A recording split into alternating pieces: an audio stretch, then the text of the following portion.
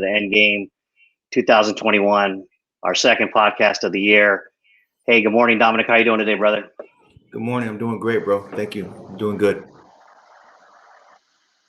Out on our trailer that we were going to talk about marriage in 2021 and what the challenges are. So I think we just, we know that we got family commitments, and we can get into that in the discussion.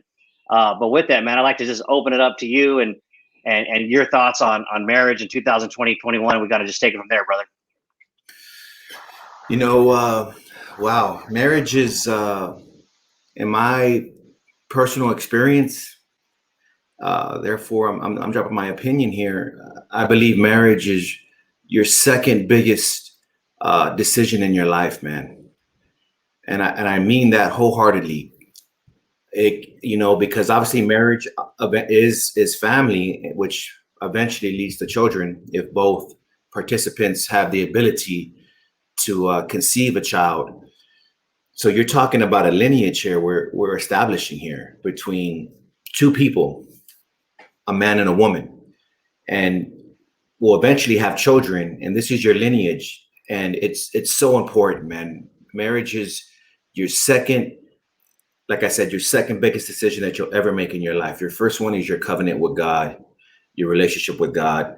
But two is marriage.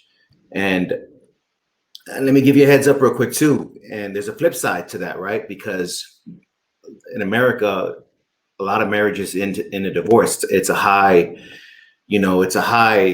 rate regarding divorce here in America.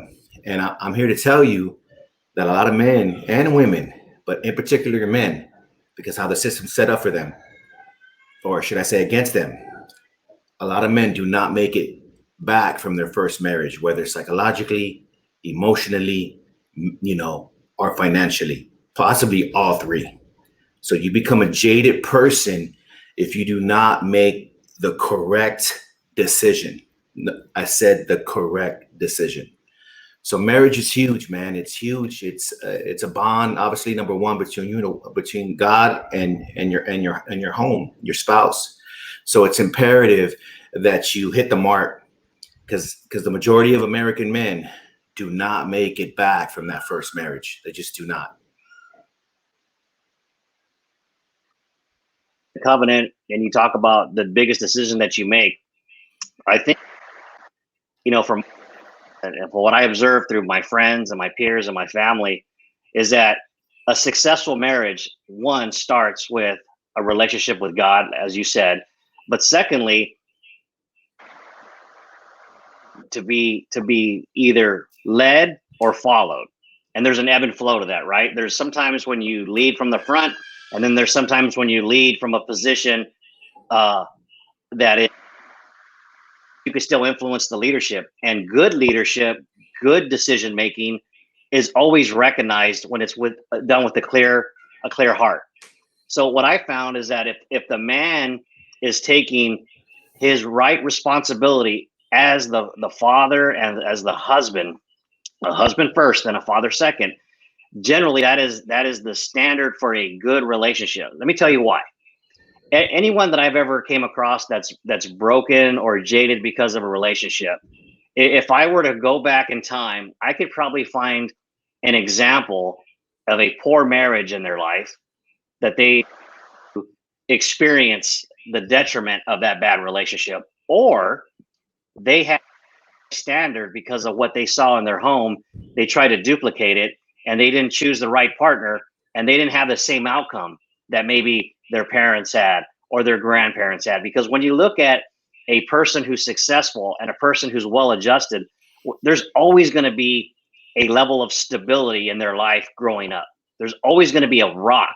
Now, that is a microcosm of stability that God provides in your life.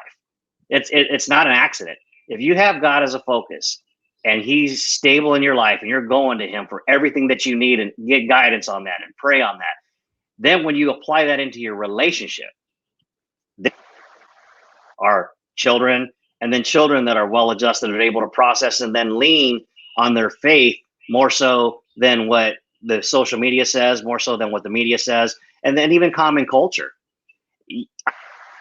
Linked to most broken people to a broken relationship. And within that broken relationship, there's a high propensity that there's an absence of faith inside the relationship that was the biggest influence in their life growing up. No, 100%. And you made a point with obviously relying on God and so on and so forth. Let me tell you something. Opposites do not attract. That is fake news. I don't know where that came from, but it's fake news, dude.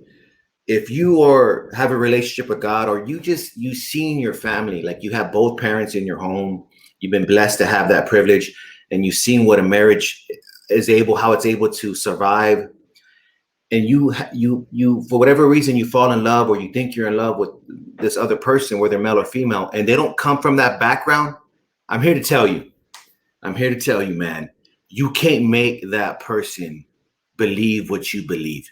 You cannot expect them to have your foundation like you have, and I'm telling you, if they don't come from that, it's not going to happen, man. They're not going to come from your upbringing and your understanding that what marriage really means and what it's about, and in social media, with social media today, we can meet, hundreds of people within a week, online, and obviously lust is huge. How they present themselves online and in person is huge. But what's their parents like? Do they have a foundation? No, they don't. Okay, all right. Is that a knock? You tell me. So how's this person thinking? And that takes some time to know that. So it's imperative. So what I'm trying to tell you is, if somebody does not fit that description, you cannot make that person fit that part, and it's going to crush you, whether you're a male or a female. When hard times come, and that person who doesn't have that background, let alone relationship with God and believing that God is the Almighty regarding your marriage, bro, what do you think is going to happen, man? Nothing good comes from this, brother. And then let's say you have children with this person. So you cut ties. So you got a household who doesn't follow the faith, is not partaking in the faith.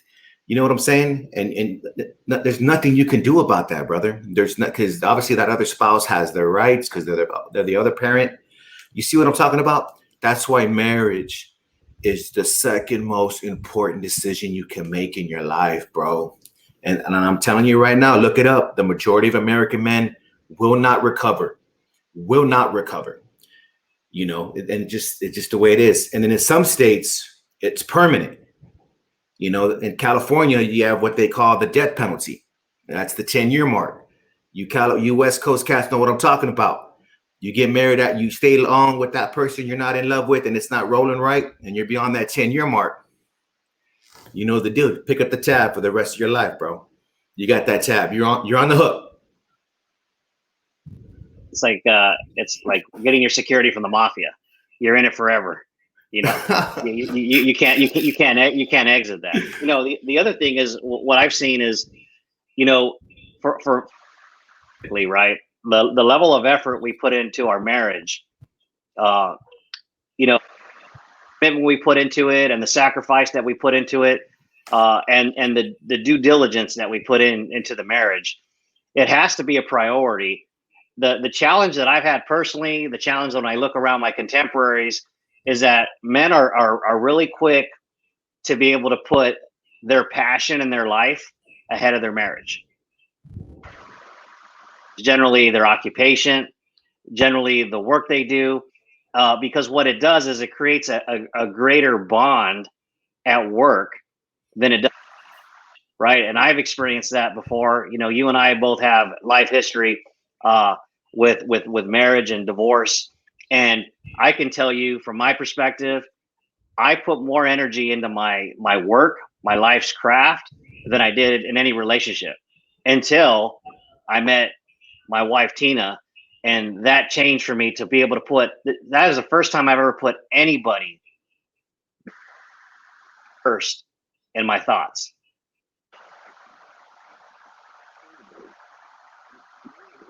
In the military for 28 years, I can tell you with a clear conscience, that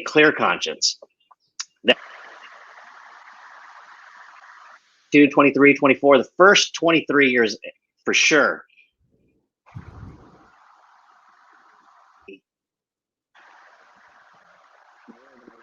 Else on the earth. They got all my loyalty. I left. I enjoyed time with family. I enjoyed time seeing my friends, but my social network was confounded to the Navy and the Marine Corps, and that was it. I don't have any zero any civilian friends until I retired from the Navy 5 years ago. None. And people proxy to my family or to someone I serve with. I never met a full on, 15 round magazine civilian that was a friend of mine until I retired. And to me, I know that was the downfall of every decision I made, because I put an organization ahead of real life relationship. And what I've learned now on this side is that I put more things into my wife and my children than I do what I like for my own personal preference. Like in terms of, I have no priority above them as I did in the Navy, because the Navy was my priority.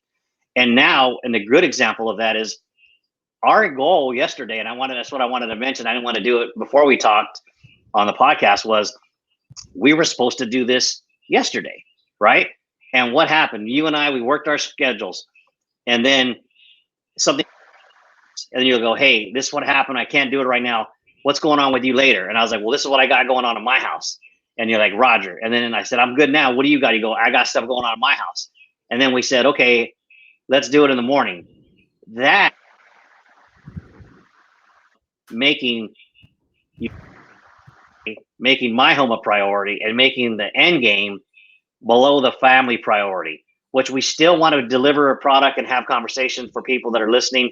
But at the end of the day, I can't sit here in good faith and say, let me tell you about my experience and what works in a marriage from my life if I'm putting a podcast before my family. And how we schedule this is the exact right methodology to surviving the divorce, surviving angst in the house. You make plans with your wife and those plans change, you got to roll with the punches. That's your wife. You got to ride with your wife. You got to make sure that you're supporting her and making her happy, even if it's like, you know what, I really don't feel like walking through Trader's Village right now. It's like 93 degrees out here. But my wife has a passion because she's looking for this one particular thing, right? Same thing with your spouse. Like, you may not want to be out there in the garden, but you know what though? The fruits of the labor, right? You reap what you sow. And when you see that on your table, you're like, wow, like, okay, maybe I wasn't feeling that cultivation about 3 months ago.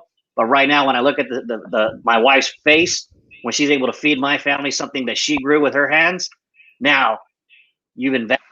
So now when you go, hey, 8:30, I'm going to get up and do end game with my boy. Heidi's like, yeah, as soon as you're done, this is what we're going to do. And you're like, Roger, got it, right? So I've learned is that if you keep them a priority over our own ego, because men have strong egos and we love to be part of something bigger than ourselves. But if we really thought about it, the biggest thing we could be part of is our home and our relationship with our wife and our children. No, 100%, man. Yeah, it's, and you know what? For individuals to understand that, man, they really have to like really know themselves, man. Know my strengths, know my weaknesses, and know what my spouse, like what her strengths, what her weaknesses. You could read all the books you want, bro. You could read the 5 languages of love. You could watch Dr. Phil religiously if you want. You can hear all that and recite all that. If you don't believe it, it don't matter. You know what I'm saying? If you do not believe that, hey, you know what? She makes me a better person. She helps me and motivates me to become a better person. And that's so huge in a marriage. Like, you know, you see things like I'm going to tell you, not all men have it in them to obey and honor the covenant of marriage. In other words, stick to one woman and one woman only. And I'm here to tell you also, not every woman is a natural nourisher, bro. I'm here to tell you that. They may be able to do it for a season, but you're talking for a lifespan with their husband and with their children, bro. Not all women can hold that ground to be a natural nurturer for the kids and the husband. So that's why it's imperative you do your homework on their background, on their history, because you can't make something that's not something in regards, you know what I mean? Like you just can't, it's not gonna happen. Even though, and let me tell you, in your 20s, when we're in our 20s, bro, we feel like as a man, we can take on the world, bro. Foolish, beyond foolish. But just ego. Here we go. We just mentioned the ego piece. But in my 20s, I felt like I can do anything. Like, and if I burn, I'll burn. I could take it on. That's not wise, brother. That is not wise at all. Because you're never gonna get your 20s back. You know, I know we've always heard this, hey, you're gonna learn in your 20s, make your mistakes in your 20s. Fake news, bro. Fake news. Take calculated risk. Take precision action, because like I said, a lot of men do not recover from that marriage, from that first marriage, man, due to whatever circumstances, what we put ourselves in or what you were put in regards to your spouse, whatever the case may be. But it's imperative you know your spouse before you get married inside out, man. It's the second most biggest decision in your life. It really is, man. And to have a woman that is conscious of what you're conscious about, in other words, what you're believing and how to raise children and how you want to live, bro, that's huge, man, because now we can move together. We can move a household together. When you think opposites attract and you feel like you can work with somebody who doesn't share your beliefs, I'm not even talking about God. I'm talking about how a family should be raised, and when hard times come upon you, you still stick it out and push forward. That's a hard pill to swallow, bro.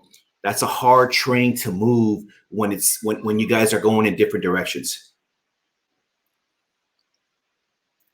Our life with our peers, we see someone who's like phenomenal in their job, and they have this set of value system that they do, and then like you'll find those young and even elder statespeople in the military and in the civilian world, like their spouse is the complete opposite value system of who they are, right?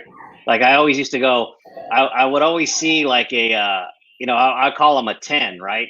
It would be like a tall, fit Marine that looked like a 1, and then you at the exchange or the commissary, and their wife looked like a 0. You know, like she could fight Tyson, literally. Like she was in the weight class like 225, 5'4", and that lifestyle is completely the antithesis of what that Marine's living. That Marine is up at 6 in the morning. He's doing the daily 7. He's running his high-low course. He's coming back. He's going to the grass week. Then he's going to the pot shack. He gets some training. Then he's breaking for chow. Then he's waiting in the barracks. You know, even though he don't live in the barracks, he got to hang out in the barracks to wait for 1600 green on green tomorrow 06. He's done all this, and then when the spouse is eating Takis, hot Cheetos, drinking Mountain Dew, leaded style, not exercising, just and you see it on the other side. I've seen women that were like super motivated, fit. Maybe they were at boot camp, maybe they were on the drill field, and then their spouse, when they brought them to an event, you're like, yo, like what's up with this dude, right? It doesn't work. And I guarantee you 10, 15 years later, they're not. It's such a bifurcated mindset and thought process. And that has nothing to do with the military. That has to do with if you're a business person and you own your own business and your spouse isn't equally committed to your business, that relationship's not going to work. It's not going to work. And your spouse is not able to understand that there has to be a division between work and being at home, relationship's not going to work. It's continual trying to find someone with common ground. And it doesn't mean you got to think exactly the same, but it means that you both have to be equal in your yoke for conversation. Like you may say school clothes, and you're like, well, you know what? I think the budget for school clothes should be X, Y, Z. And then the spouse may say, well, I'm thinking this because X, Y, Z. You go, you know what? Let's take a hybrid of that. That's dialogue. That's common, and that's a small issue, school clothes. But we're talking add-ons to the home. We're talking purchasing a new vehicle. We're talking what does our retirement posture want to look like? Those are strong, huge questions that require answers that need collaboration. Because I will tell you something. Everything that I'm not good at, and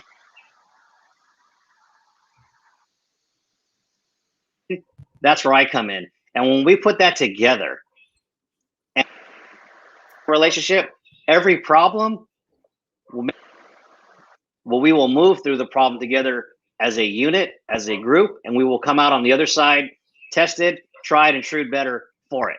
Because either we've given it to God to solve, or we've given God to God to ask us, help us to get through it. And he's done that many times in our relationship. To check their ego at the door. And I would say for men, that's harder. But for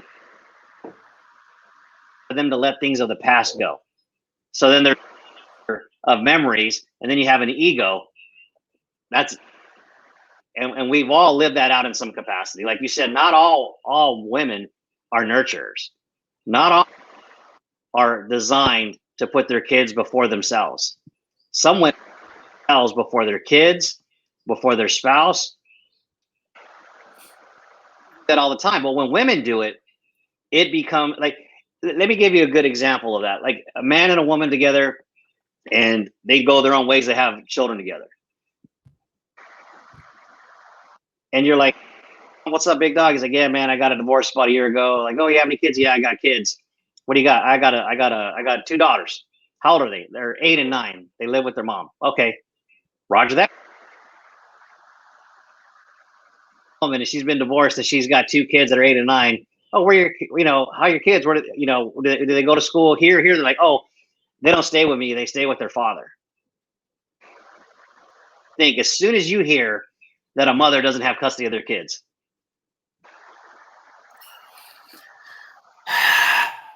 What goes through my mind? I mean, honestly, there could be many things, but the truth of the fact is the mom doesn't necessarily want them, because the system is made to set them up for success, to have the children. In order for the mom not to partake in raising their children, bro, you have either she just pops smoke, in other words, just lets go without having to go through the court system, or the court system deems her unfit to be a parent. So, I mean, that's the only way I see this, brother. That's the only way it will go down. The system sees you unfit, or you don't want to be a part of it, period. Oh, that's kind of the standard, mom's got the kids, dad's got his weekends, he's got his every other summer, he's got his every other Christmas. It's baked into the sauce, like you said. So the standard, however, absent parent, you are an absent parent. Credit or less credit if you're an absent father or absent mother. Society looks at it differently. Why? Because it's more rare, as you said, because the legal system is designed to lean like 65% towards the mother. And in most cases, that's probably accurate. That's probably accurate. And for men that have relationships that fail in marriage with children, even without children, there's a high propensity, like you said, that you may never recover emotionally, psychologically, and certain financially. I mean, in order for you to have to pay out money monthly for a short amount of time, an intermediate amount of time, or the rest of your life, in order to offset in your home to live comfortably, to overcome. And I know people that have done it. I know people that haven't done it. But you're automatically, if you're a guy who's been divorced and you got kids, and if you're from California, you're probably paying spousal support if you went over the 10-year mark, right? The funnel of death, as we call it. Bro, you're automatically, like if you make $75,000 a year, you're automatically starting off, I make 40. Like you're taking this amount off. Like you're giving 30 to take care of your kids, to pay whatever the court system tells you. Think about that. Like what would it like to be a supervisor? Like, I don't know, like pick Costco, like you're a shift manager, you got 70 employees, you're making 75 grand a month. You have all this responsibility. In people's minds, you should have this standard of living, but you're bringing really 40 grand home.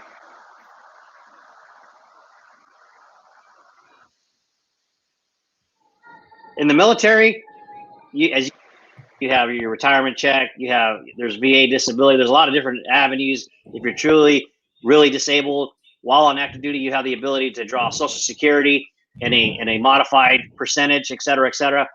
In the military, we're probably more poised to be able to have some survivability to that. But if I worked at Target as a manager and I'm making 100 grand and I got to kick out 40 out of the gate, that means grand job and I'm living off $60,000. Now, you created that situation because we're going to go back to what you said in the beginning of the podcast. Choose your mate. We had a saying in the Navy: you choose your rate, you choose your fate. Hey, I'm gonna flip it. You choose your mate, you choose your fate. No, it's true. Made a bad choice. You could take $100,000 job, and you got to pay the rearview mirror 40 grand a year. Hey, you're making just as much as your shift supervisor, but you're doing 100 grand worth of effort, and you have to factor all that in because you can't go back in time and repick your spouse. And that's for men and women. That's for men and women. Don't pick a dude that if you go, well, I got to pay for everything. This dude lives with his mom, but he's got rims on his car. I can. Oh, you're not changing that. You're not. No, you're not. Goes bad, he goes back to his mom. That's that dude. Because you can't fix them. You have to find someone that you don't have to be perfectly aligned when you meet, because there's a lot of values that kind of trend and grow in every season of your life. Hey, but you both got to be headed north. You can't go north. I can't want to go north and you want to go south. We're never going to meet. Be trending. I'm going north, you're going northwest. Hey, we can close the gap. We can work to that if we put God as center. But you have to be very careful, like you said, and who you choose, because then, like you said, now I'm disenfranchised. Now I'm bitter. Like, say I get a divorce, I got to pay 40 grand, and now there's dudes that say I'm never getting married again. I'm never getting married again. Like, I'm getting juiced. Like, she's getting this, and she's not doing what I need. My kid needs shoes. Like, everyone likes to poke holes in that. But you pick that. So I understand where men will be like, I'm not getting ever married again. I'm not doing that because I already gave up half. I'm giving up 40% of my check. If I get married again and that goes south, and then I give another 20, 30%, that's what bad choices, substance. Because we know that men, without a good woman in their life, they hardly ever go to the doctor. It is higher when you're married to a good woman, because she's going to stay on you. Go to your doctor. Did you make your appointment? Did you take your medication? Did you do this? Did you do that? You have a person to help you process life. And then on the flip side of that, when things are difficult, help you get through that. We're not here to do everything a woman's meant to do. We're here to do everything they can do, and it's vice versa. You're not. No, you're right. And that's why it's imperative. The sooner, as a young man that we were at one time, the sooner you know who you are and know what you want, the better off you are, man. That's why it's imperative. It's imperative as young men, we understand where we stand, whether it's 20, 21 years old, and where we want to go. And if your spouse is not on that plan of attack regarding what their life, like, hey, this is what I want to do, this is what I'm going to do, we're going to have problems, man. We're going to have problems. You can only carry somebody for so long. Now, obviously, when you're married, in sickness and health, that's real. You know what I mean? That's real. But like I said, you may recite that. She may recite that. But you're going to find out if they believe it or not. You're going to find out if they believe it or not. And let's take it this far. Let's say in the marriage, somebody breaks the covenant in regards to cheating. Let me tell you something, man. We are incapable and I will repeat this. We are incapable of accepting that and moving on like nothing happened. You are incapable by yourself of doing that. You're going to need counseling, in particular, God's hand on you to forgive that. If you want to forgive it, if you want to forgive it, if you don't want to forgive it, then you don't want to forgive it. Your actions will tell later. You may, return the favor, or you may file paperwork. That's your prerogative. That's your right. But if somebody breaks the covenant, I'm here to tell you now, you are incapable of accepting that and moving on by yourself.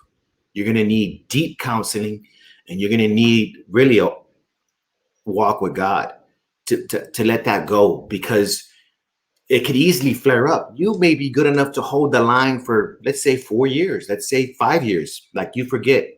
But you get into a heavy argument, stuff starts flying out the handles, people start disrespecting each other. Guess what's going to come back to play? What he or she did 5 years ago. And you know what I'm saying? You are incapable of keeping that down. You may hold that down, but only for a season. Only for a season. And then your actions are going to take place when that comes up. You're probably going to return the favor. Who knows? And here we are. We got 5 years, 6 years built up of when this took place, and you truly haven't moved on from it. But guess what? That 5-year mark, you surpassed the 10-year marriage mark. Here we go, dog. Here we go. You know what I'm saying? It's imperative you know who you are and you know what you want to do. If you feel like you can't hold the line, even with God, you feel like you can't, like, God, I just can't do this, God. I can't do this. Then counter and file and move on. And it's your right to do that. Even as a Christian, you can forgive. You can forgive. People do it. Yes, people do forgive and move on. That I know family like this. It's true. Church people in the church, absolutely. Yet, if you can't do it, brother, you can't do it, man. And it's hard. It's hard to swallow that pill and move on, because something could easily, like I said, bring that back up from the past. And then you got this jaded spirit. It's oh man, to live, like I said, in your 20s, you can handle a lot. Talk to me in your 40s. Talk to me in your 50s if you're still living with someone who disrespects you. Let me know how that feels. And if they're still disrespecting you in your 40s and 50s, let me know how that feels. Can't do it, bro. Can't back that campaign. I can't back that campaign, brother. Like I said, in your 20s, you can do a lot. You can put up with a lot. But as we get older, it tastes different. It tastes different. Go ahead, brother. You feel like you have this infinite amount of time, and you feel like you can fight through everything. And what you said about having God as that centerpiece and be able to forgive, I will even back that up farther. Anytime you've been hurt, this else having power over you, whether it's financially, physically, sexually, whatever the case may be, without God, you'll never be able to process through any of those things. And a lot of the reasons you see high levels of dysfunction and mental is because it's unresolved hurt and pain, right? Yes. As people know that I was in addiction medicine for a number of years, hey, here's what I know: hurt people. That have been hurt in relationships, they duplicate that. They don't either, right? And that's how you become victims advocates that were former victims. That's how you become counselors, because you were a benefactor of counselor, because they're enlightened and they're motivated by that. So then they want to gravitate and they want to be able to pay it forward what was done for them, or they duplicate that, right? They duplicate that. So let me give you an example. Like if you have family member, extended family, cousins, aunts, uncles. If they're living off the grid and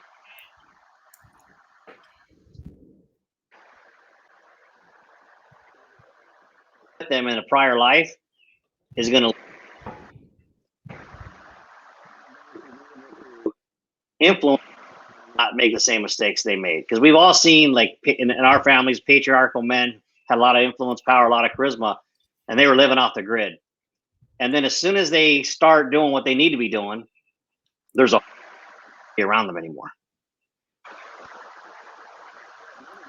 Gravitate towards that, because I've seen people in my life that their father was one way and they are completely opposite, bad way, where their dad was legit and then they grew up and they were just off the rails, or their dad was off the rails and they lived their life by the numbers. I've seen it both ways. So my point to that is, as men, as fathers, as husbands, your example is either something to do or not to do. It's a modeled behavior for your kids, and we'll get into kids next week. But what you do, they run from it. Now, what do you want to be modeled, or do you want to be the example of what not to do? Right? We all heard this thing. Hey, there's a good leadership and bad leadership. You can learn from both. From good leadership, you do what they did. From bad leadership, you know not to do whatever they did. Yes. As a man, and it's not always easy. And when you do model those good things, and your wife is respectful and taking care of business in the home, in the marriage, some people may even attack women for that behavior. Oh, you're being subservient. Oh, you know, this isn't 1920 anymore. But let me tell you something. I provide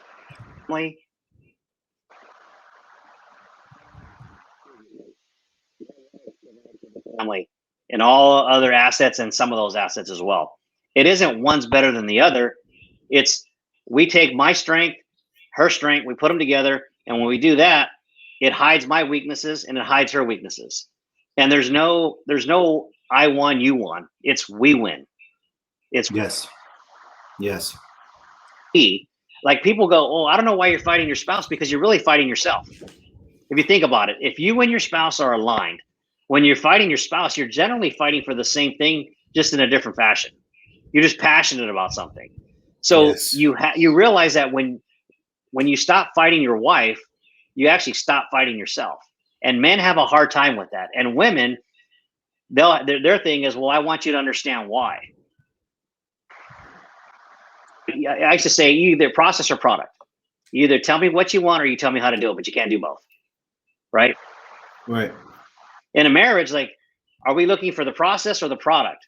Well, it depends, because sometimes it's the process that helps us raise kids better. But at the end of the day, it's really the product. And we have to be able to ebb and flow from that as husbands and wives and marriages, process or product. And that's if you take your ego out of it, you correct as a family and not try to be right as a man, because that's a difference. Correct as a family and right as a man. Do you want to win the argument, or do you want to build a strong home?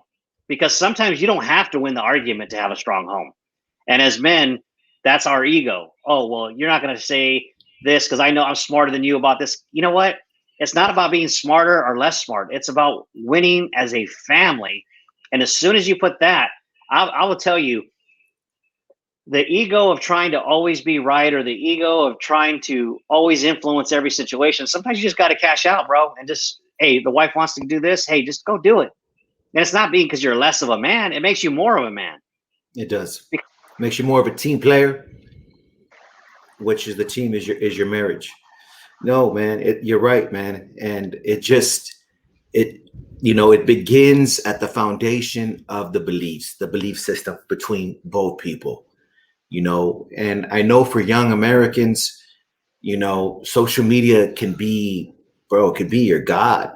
You have your phone, you're streaming things. I mean, there's some hardcore content out there, bro, that would have been on Pornhub in the 80s, bro, if there was an internet in the 80s. I mean, the content on some of these cable stations and these streaming devices, bro, I would have never seen it in the 90s. I would have had to flip a magazine, bro, ask a dude that was 18 to buy me this magazine.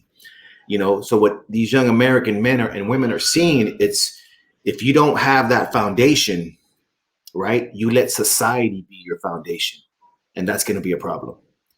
That's going to be a problem. That's why it's imperative these people's backgrounds, because if they don't have that foundation in that house, how are you expecting for them to bring it to your home?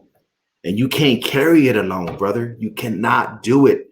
I know in your 20s you think you can. You're going to play yourself, bro. You're going to play yourself. And this for both people. If you, in regards to, and I'll put it this way, bro, if you are holding a sexual relationship up here, I'm here to tell you, man, it's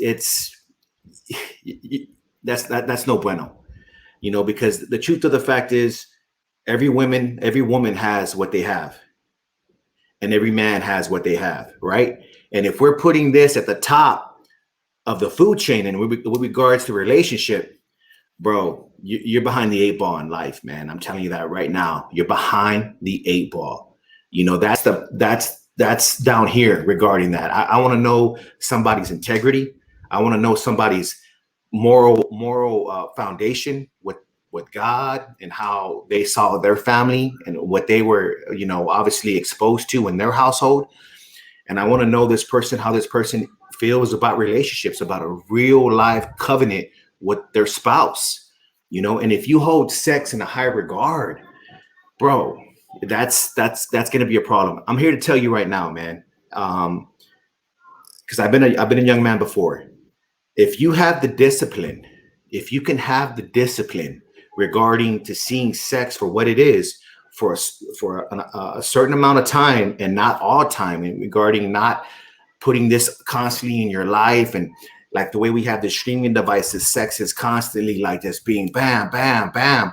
If you can have the discipline, right, and say like that's only for a season in regards to a moment in time, but I still have other things to attend to that are more paramount, you're cooking, bro. You're cooking. But if you don't see it that way, women can control you, and men can control you too with the tools they have. And you can be held in bondage, dude. Like straight up bondage. And that's a fact. That's a fact that so many people haven't realized, and they're living it today.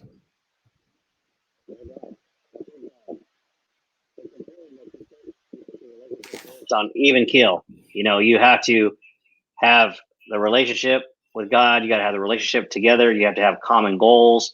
You have to have common discipline.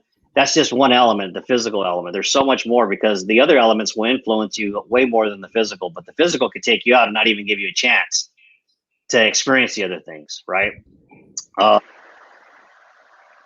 Great to the end of the discussion. I think we talked a lot about putting a priority in your relationship with God and your marriage, because if I show you a marriage without God, I'll show you a marriage that's dysfunctional and it's not going to last, or it's unhealthy. And then everybody just gets hurt. Polygenerational influences. If you have God centered, doesn't mean your marriage is perfect, but it means you have a covenant that's going to help you get through it. It's kind of like having the ultimate car or life insurance, right? Next week, we're going to talk about fathering, not parenting, fathering. 21, and what that looks like in terms of toxic masculinity, in terms of trying to the overt attack on the nuclear family by culture, by social media, by the industrial complex is being attacked. The health industrial complex has a role in that, where APA is now talking about what things should be in medical books. So we're going to talk about fathering in 2021 next week. I just want to give you the floor as we close out. Anything that you wanted to share with everybody out there as we wrap this up, brother?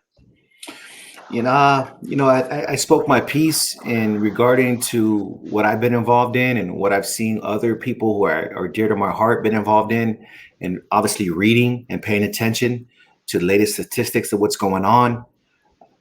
Just really, my end piece would be for young males and females is to bring something to the table other than what you have in regards to the bedroom. Bring something else to the table. And I'm here to tell you also, before I check out, when you don't have nothing to offer, when you have two people who have nothing to offer except what goes in the bedroom. I was born and raised in Texas, man. There used to be a creek in my neighborhood, literally in my backyard. Once my backyard was done, there was a creek in my grandparents' house. And we'd go back there. It was muddy rocks, and we would lift rocks and grab these crabs and throw them all in a bucket. And these crabs would try to get out of the bucket, but these other crabs will pull them back down. would, you know, keep them from trying to get out of the bucket. And that's what happens when you have two people who don't bring nothing to the table, bro. They're going to hold each other down. And that's why it's imperative you fix you know yourself and your goals and what you want to accomplish in life, and you'll be good, man. Because you know people who are not on that level, you won't even, I'm good. I don't care how, I'm good. You know, it'll just be like a bitter taste to you, like, like I'm good. I don't know you're pretty and all, but I'm good. You know, but that's it, brother. I'm good, man. I'm about to go hit the office and do what I got to do, man. For the support, just know that we're on Spotify and YouTube, and we're gonna build that out. We're gonna also be live up on Instagram here shortly with an Endgame site on Instagram. So we like to thank you and wish everybody a great weekend. All right, I'm out, brother. Out, brother. Be good.